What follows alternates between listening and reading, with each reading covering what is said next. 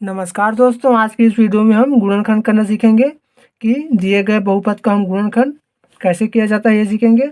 सबसे पहले हमने यहाँ पर एक सवाल लिया है 2x का वर्ग प्लस 7x प्लस 6। तो गुणनखंड करने के लिए सबसे पहले हम इस लास्ट वाले पद का गुणा करेंगे इस प्रथम पद के गुणांक के साथ। तो इसका गुणांक 2 है, तो 2 से गुणा करेंगे तो ये हो जाएगा 6 दूनी हो जाएगा 12। ठीक है।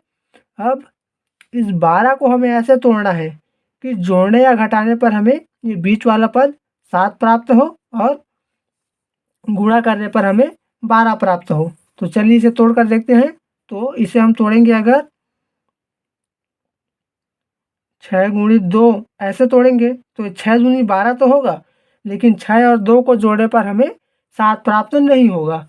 तो इसे हम तोड़ेंगे 3 गुणित 4 के रूप में, जिससे कि 4 गुणित अगर 3 करेंगे तो 12 प्राप्त होगा गुणा में, और इसे जोड़ेंगे अगर 4 और 3 को तो हमें 7 प्राप्त होगा।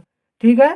तो चलिए इसे तोड़ लेते हैं। तो ये हो जाएगा 2x का वर्ग plus 3x plus 4x plus 6। ठीक है, यहाँ तक समझ में आया। अब आगे देखिए, अब क्या करेंगे हम, यहाँ 4 पद हो चुका है तो यहाँ पर इन दोनों की और इन दोनों की हम जोड़ी बना लेंगे। ठीक है। अब जोड़ी बना लिए, अब इसमें से लेंगे हम कॉमन। तो कॉमन कैसे लिया जाता है, अगर आपको इसमें समझ नहीं आ रहा है कि कॉमन कैसे लेना है तो आप इसका विस्तार भी कर सकते हैं। विस्तार कैसे किया जाता है, यहाँ पर देखिए ये 2 है और x का स्क्वायर है, तो इसे हम ऐसे भी लिख सकते हैं 2 गुणित x गुणित x। स्क्वायर है मतलब x यहाँ पर 2 है, इसलिए अब प्लस है तो प्लस लगा लीजिए। यहाँ देखिए यहाँ 3x है तो इसे हम 3 गुणित x ऐसे लिख सकते हैं, और प्लस है तो प्लस, फिर यहाँ लिखेंगे हम 2 गुणित 2 गुणित x। ठीक है। फिर यहाँ 6 है तो इसे 6 को लिख सकते हैं 3 गुणित 2 के रूप में। ठीक है। अब इसमें से हम लेंगे कॉमन। तो कॉमन क्या है, यहाँ पर x है दोनों में, यहाँ भी x है और यहाँ भी x है, तो कॉमन निकलेगा x। ठीक है। अब अंदर क्या बचेगा, यहाँ 2 और x बचा है तो यहाँ बचेगा 2x। प्लस है तो प्लस, फिर यहाँ बचा है 3 तो ये हो जाएगा 3। उसके बाद प्लस लगा लीजिए। फिर अब इसमें से देखिए क्या कॉमन है, यहाँ देखिए यहाँ 2 कॉमन है तो 2 बाहर निकलेगा, फिर अंदर बचेगा 2x प्लस 3। ठीक है। अब यहाँ भी 2x प्लस 3 है और यहाँ भी 2x प्लस 3 है, तो इसे एक बार लिखेंगे 2x प्लस 3। ठीक है। अब फिर यहाँ बचेगा x प्लस 2।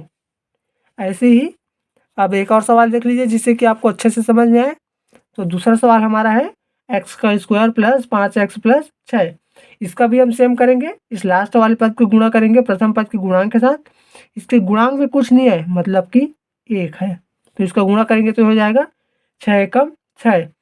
अब इस 6 को हमें ऐसे तोड़ना है कि जोड़ने या घटाने पर हमें 5 प्राप्त हो और गुणा करने पर 6 प्राप्त हो। तो अगर इसे हम सिंपली ऐसे तोड़ सकते हैं 3 गुणित 2, जिससे कि गुणा करेंगे तो 6 हो जाएगा और जोड़ेंगे तो 5 हो जाएगा। तो यहाँ हो जाएगा x का वर्ग plus 3x plus 2x plus 6। ठीक है। अब इसका भी विस्तार कर लीजिए तो ये हो जाएगा x गुणित x प्लस 3 गुणित x प्लस 2 गुणित x प्लस 3 गुणित 2, ऐसे हो जाएगा। अब कॉमन लेंगे तो यहाँ कॉमन क्या है, इन दोनों में x कॉमन है तो x को बाहर निकाल लीजिए। फिर यहाँ क्या बचेगा x प्लस 3। ठीक है, प्लस है तो प्लस लगा लीजिए। अब उसके बाद इसमें कॉमन क्या है, 2 कॉमन है दोनों में, तो यहाँ बचेगा, यहाँ 2 बाहर निकला, फिर यहाँ बचेगा x प्लस 3। ठीक है। यहाँ देखिए यहाँ x प्लस 3 है और यहाँ भी है, तो इसे एक बार लिखेंगे x प्लस 3, फिर यहाँ हो जाएगा x प्लस 2। कभी भी आप अगर गुणनखंड के सवालों को हल कर रहे हैं तो यहाँ भी x प्लस 3 आएगा और यहाँ पर ही x+3 आएगा। इन दोनों जगहों पे संख्याएँ जो है सेम होगा। अगर